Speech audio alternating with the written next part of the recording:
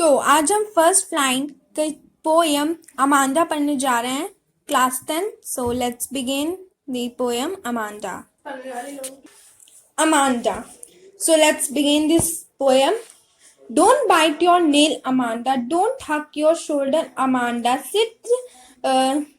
Stop, stop that smoking and sit up, stand, Amanda. So in the first paragraph, her mother is saying many things. Her mother is saying that bite ना करो, अपने नाखूनों को bite मत करो, हक मत करो, मतलब कि झुक के मत बैठो, एकदम सीधा बैठो। तो ये चीजें किसके द्वारा कही जा रही हैं? चीजें इसकी मॉम के द्वारा कही जा रही हैं ना। अब एक पैराग्राफ है जो ब्रैकेट में है, उसमें अमांडा के अपने आप को एज्यूम कर रही है, ये दिया हुआ है।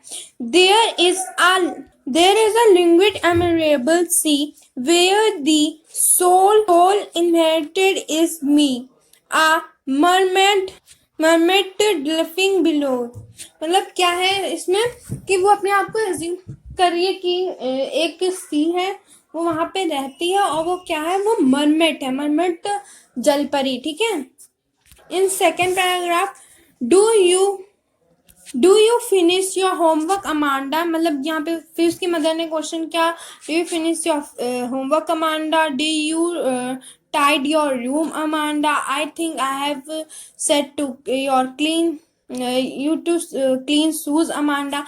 So in second paragraph, her mother is saying many things, asking many questions like asking for homework and for room, and for saying to for cleaning her shoes. So her mother is asking many of the question with Amanda. Now the one paragraph is in bracket. Now here she is saying that Amanda is assuming, मतलब वो सोच रही है कि काश वो एक orphan होती, कि उसका कोई भी नहीं होता, वो इधर उधर रोम कर सकती स्ट्रेट पे और डस्ट को उड़ाती, वो ये सब करना चाह रही है। तो ये जो अमांडा है, क्या कर रही है, ये अमांडा इमेजिन कर रही है। Then in fourth paragraph, don't eat that chocolate Amanda, remember you have acne Amanda. अब उसकी मदर जो है उसको चॉकलेट खाने के लिए मना कर रही है। क्यों मना कर रही है? क्योंकि उसके एक्ने, चॉकलेट खाने से पिंपल हो जाते हैं। Will you please look at me, I am speaking with you Amanda. अब उसकी मम्मा जो है उसको डांट रही है और कह रही है क्या तुम सामने देखोगी, मैं तुमसे बात कर रही हूँ। Now in last paragraph, again bracket here, the Amanda is assuming again that he is a Rapunzel. He is she is a Rapunzel, and she is having long hair, and she is living in tower, and but वो क्या है, उसके पास खूब मतलब बड़े बड़े बाल हैं। जो रेपल्जन मूवी है उसमें उसके खूब बड़े बड़े बाल होते हैं, और उसके बाल से डाइन ऊपर आती है। तो वो क्या कर रही है, वो यहाँ पे ये कह रही है कि वो एक रेपल्जन है, पर वो जो उसके बाल हैं वो छोटे छोटे हैं, वो अपने बाल को नीचे नहीं डालेगी, ये जिससे कि कोई ऊपर आ ना पाए। उससे अलोन रहना है, कहाँ, टावर में रहना है। अब the last paragraph, stop that slinking at once Amanda, You always so moody, Amanda. Anyone would think that I am gazing at you, Amanda. मतलब अब वो क्या कह रही है कि चुप रहो, ज्यादा स्नीजिंग ना करो, सुस्काना नहीं होता है तो ये इसे सीजनिंग कहते हैं, तो ये मत करो। और मूडी मतलब जो मन में वो कर रहा है, कि जैसे मन में खेलने का मन है और तुमसे मम्मी कहे पढ़ो तो तुम खेलो, तो ये चीज होगी मूडी की, ठीक है। और कि तुम ज्यादा स्नीजिंग ना करो, ना कोई देखेगा तो सोचेगा कि कितनी निर्दयी है इनकी मम्मी, इनको कितना मारती है बेचारी छोटी सी बच्ची, उस पर इतना अत्याचार। सो यही था इसका हिंदी वर्जन। अब मैं आपको इसकी समरी बता देती हूँ एकदम अच्छे से। तो यहाँ पे क्या है कि जो अमांडा है वो एक टीनेजर गर्ल है।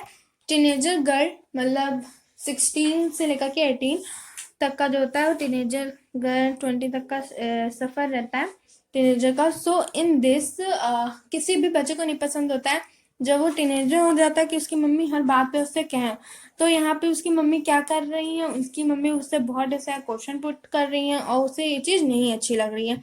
कौन कौन से क्वेश्चन पुट कर रही है, जैसे डोंट बाइट योर नेल्स, उसे नाखून काटने से मना कर रही हैं। हक डोंट हक योर शोल्डर, शोल्डर को ऊपर उठाने के लिए और झुकने के लिए, स्ट्रेट बैठने के लिए कह रही हैं। और उससे क्या कह रही हैं, did you done your homework, मतलब क्या तुमने अपना काम पूरा किया, क्या तुमने अपना रूम क्लीन किया, क्या तुमने अपने शूज क्लीन किए, तुमने ये किया, तुमने वो किया। And in third paragraph, don't ईट, अब देखो उसे चॉकलेट खाने, बच्चों को चॉकलेट कितनी पसंद होती है, तो उसे चॉकलेट खाने के लिए मना कर रही है, इसलिए मना कर रही है क्योंकि उसके एक्ने हो जाता है अमांडा के। बट वो उसे इस बात को समझा भी तो सकती थी। और फिर उससे कह रही है कि तुम सीजनिंग ना करो ना, लोग सोचेंगे कि कितनी निर्दयी है मम्मी इसकी।